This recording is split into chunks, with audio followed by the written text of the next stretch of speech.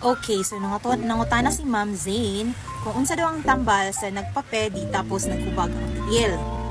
So, kung maghubag ang imong tiil after the pedicure, maybe it is because of the infection or irritation. So, ang imong pwede buhaton is, una, hugasan nimo og limpyo nga tubig og sabon ang imuhang saman para maiwasan ang paglala sa infection.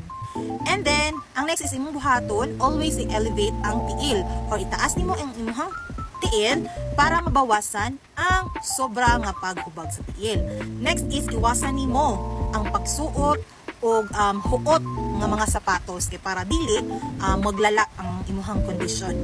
And then, ang imong mga pwede inumon nga tambal is we have Medicol, Advil, or ihang generic is ibuprofen, which is available 200 mg or 400 mg. So, kanang mga tambal are pain relievers or anti-inflammatory drugs.